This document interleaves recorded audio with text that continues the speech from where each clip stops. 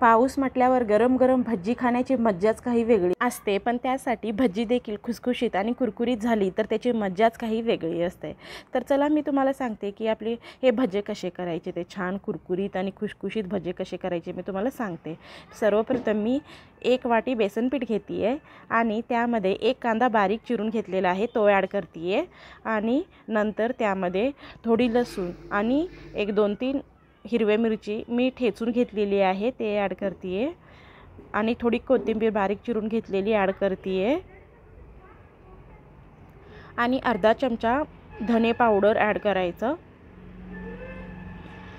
आणि चवीनुसार मीठ ॲड करते आहे आतमध्ये। 1 चमचा लिंबूचा रस ॲड करायचा। लिंबूचा रस ॲड केल्याने तुमच्या भज्या कुरकुरीत होतील, म्हणून लिंबूचा रस ॲड करायचा आणि ॲड केल्यानंतर हे मिश्रण व्यवस्थित मिक्स करून घ्यायचं। व्यवस्थित मिक्स केल्यानंतर त्यामध्ये पाव चमचा खायचा सोडा टाकायचा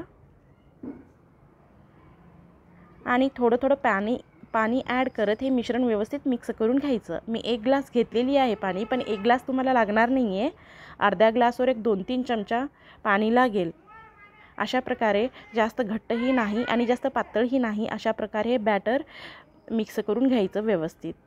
तुम्ही बघू शकता एकदम मीडियम अशी कन्सिस्टन्सी करायची बॅटरची।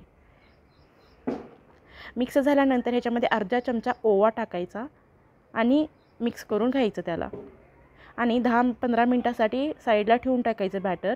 आणि मी गॅसवर कढई गरम करायला ठेवली आहे तेल टाकून, तर चेक करून घ्यायचं अगोदर की तुमचं तेल गरम झालेलं आहे का नाही आहे।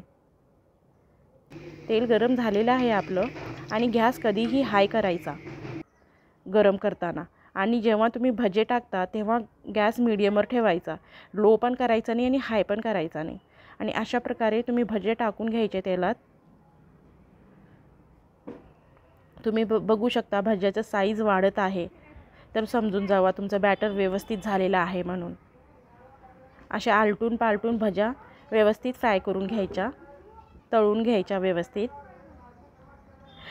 गॅस लो ठेवायचा नाही अजिबात। तुम्ही जर गॅस लो ठेवलात तर तुमच्या भज्या सर्व तेल पिऊन घेतील आणि भज्या तेलकट होतील, म्हणून लक्षात ठेवायचं गॅस कधीही भजे तळताना मीडियम फ्लेमवरच भजे तळून घ्यायचे आहेत, हाय फ्लेम पण करायचे नाही आहे। हाय फ्लेम केला तर तुमचे भजे जळून जातील, म्हणजे त्याचा कलर व्यवस्थित येणार नाही। जर तुम्ही मीडियम ठेवलात तर तुमच्या भज्या अशा प्रकारे भजे होतील तुमचे। मी बाकीच्या पण भजे सर्व तळून घेते आहे अशा प्रकारे।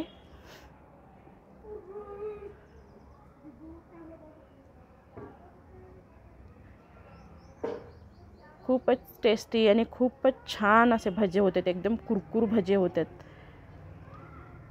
आलटून पालटून अशा प्रकारे तळून घ्यायच्या व्यवस्थित भजे। तुम्ही बघू शकता असाच कलर येईपर्यंत तळून घ्यायचे भजे, जास्त पण कलर खरपूस होऊ द्यायचे नाहीत भजे। तुम्ही बघू शकता खूपच छान असे कुरकुरीत भजे झालेले आहेत।